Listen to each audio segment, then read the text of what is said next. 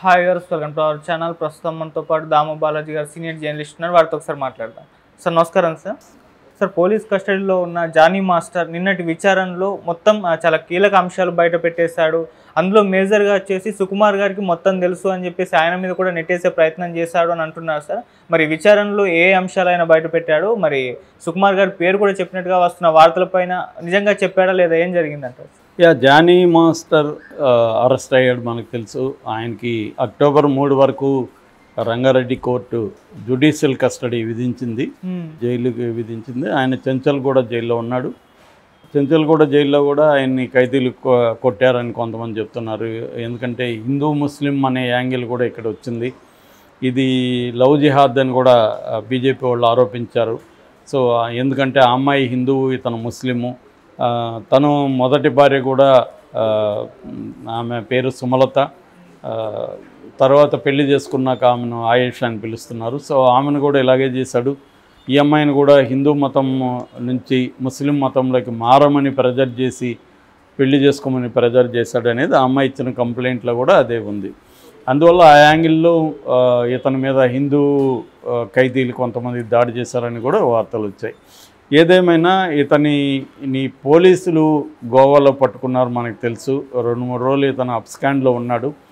తర్వాత గోవాలో ఉన్నాడని చెప్పి గోవాలో వెళ్ళి పట్టుకొని వచ్చారు. పట్టుకొని వచ్చిన తర్వాత కొన్ని గంటల పాటు ఒక రహస్య ప్రదేశంలో ఇతను విచారించారని చెప్తున్నారు. విచారించిన తర్వాత ఇతనికి రిమాండ్ రిపోర్ట్ తయారు చేసి కోర్టులో ప్రొడ్యూస్ చేశారు. ఆ రిమాండ్ రిపోర్ట్ గురించి కూడా మనం చెప్పుకున్నాం. ఆ రిమాండ్ రిపోర్ట్లో క్లుప్తంగా చెప్పుకోవాలంటే ఈ అమ్మాయి 2017లో ఒక డ్యాన్స్ డి షోలో పాల్గొనింది. అప్పుడు ఇతను పరిచయం అయ్యాడు. దాని తర్వాత 2019 డిసెంబర్ 15 ఇతని దగ్గర అసిస్టెంట్ కొరియోగ్రఫర్గా చేరిన ఒక నెల లోపలే, అంటే జనవరి 10న ముంబైలో ఒక కొరియోగ్రఫీ ప్రోగ్రాం ఉందని చెప్పి తను కొంతమంది అసిస్టెంట్లు ఈ అమ్మాయిని కూడా తీసుకుని వెళ్ళాడు. అక్కడ హోటల్లో ఉన్నారు. హోటల్లో అర్ధరాత్రి 12 గంటలకి తనకు మెసేజ్ పెట్టాడు ఈ అమ్మాయికి, నువ్వు నీ ఆధార్ కార్డు మిగతా డాక్యుమెంట్స్ తీసుకొని నా రూమ్కి రా అని చెప్పి ఈ అమ్మాయి రూమ్కి వెళ్ళింది. అక్కడ గడియ పెట్టి ఆ అమ్మాయిని బలవంతంగా, అప్పటికి ఆ అమ్మాయి చిన్నపిల్ల 16 ఏళ్ళు. సో ఆ అమ్మాయిని ఫోర్స్ఫుల్గా ఇది చేసి, నువ్వు నాతో నేను చెప్పినట్టుంటే నిన్ను త్వరలోనే కొరియోగ్రఫర్ని చేస్తాను అవన్నీ చెప్పాడు. లేదంటే నిన్ను ఇండస్ట్రీలోకి అడుగుపెట్టి నీ లైఫ్ నాశనం చేస్తానని బెదిరించాడు. దాంతో అమ్మాయి సరెండర్ అయిపోయింది. అలాగా లైంగికంగా అత్యాచారం చేశాడు. అప్పటి నుంచి కూడా బయటికి వెళ్ళినప్పుడంతా కూడా ప్రచారీ చేస్తున్నాడు. ఇక్కడ కూడా అనేకసార్లు తన ఇంటికి వచ్చి అత్యాచారం చేశారు. దాని తర్వాత వ్యాన్లలో కూడా షూటింగ్లో వ్యాన్లకు తీసుకెళ్ళి జిప్పిప్పి రకరకాల పనులు చేయమనేవాడు.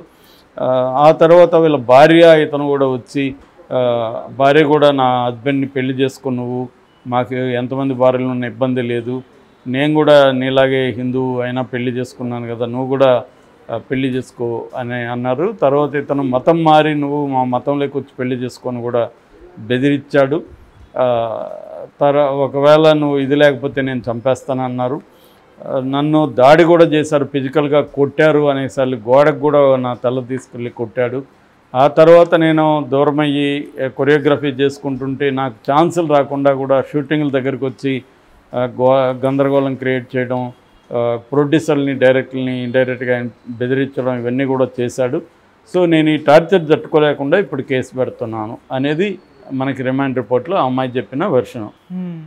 దీనికి వీళ్ళ వైఫ్ సుమలత కావచ్చు, లేకపోతే అలియాస్ ఆయేషా, ఆమె మీడియాతో మాట్లాడారు.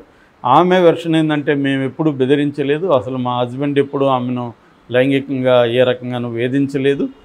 ఆ అమ్మాయి వెంటబడింది. ఆ అమ్మాయి వెంటబడితే నేను వార్నింగ్ ఇచ్చాను. ఎవరైనా కూడా భర్త వెంట ఒక అమ్మాయి పడుతుంటే గమ్మున ఉంటారా, ఆ యాంగిల్లో నేను నా భర్త వెంట పడొద్దనే ఇచ్చాను అనేది ఆమె చెప్పింది. రెండోది, నేనేమి ముస్లింగా కన్వర్ట్ అవ్వలేదు, నేను ఇప్పటికీ హిందువుగానే ఉన్నాను. నా పేరు సుమలత, నా ఆధార్ కానీ పాస్పోర్ట్ కానీ అన్నిట్లో సుమలత అనే పేరు ఉంది. నన్నేం కన్వర్ట్ కమ్మని వీళ్ళు ప్రెజర్ చేయలేదు.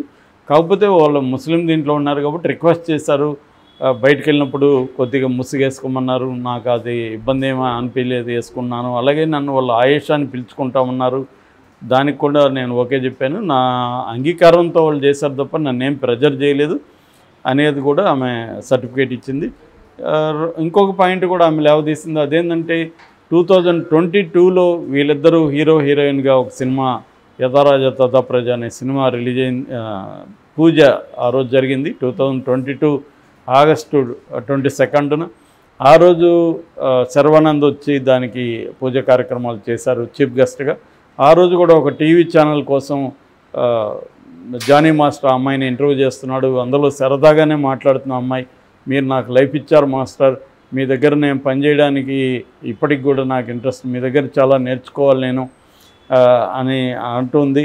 నువ్వు హీరోయిన్గా ఉంటావా అసిస్టెంట్ కొరియోగ్రాఫర్గా ఉంటావా అని అడిగితే రెండు నేను వదులుకోను, హీరోయిన్ కావాలి నాకు, అసిస్టెంట్ కొరియోగ్రఫీ కూడా వదులుకోనని కూడా మాట్లాడుతున్నాను. చాలా హ్యాపీగా మాట్లాడుతుంది. 1 month ముందు కూడా ఒక ఫంక్షన్లో ఇతన్ని పొగిడింది. సో ఇంత క్లియర్గా ఆ అమ్మాయి ఇతనితో హ్యాపీగా ఉంది, ఎక్కడ ఎప్పుడు ఏ చిన్న కంప్లైంట్ కూడా లేదు అనేది ఆమె కూడా చెప్పింది. ఓకే.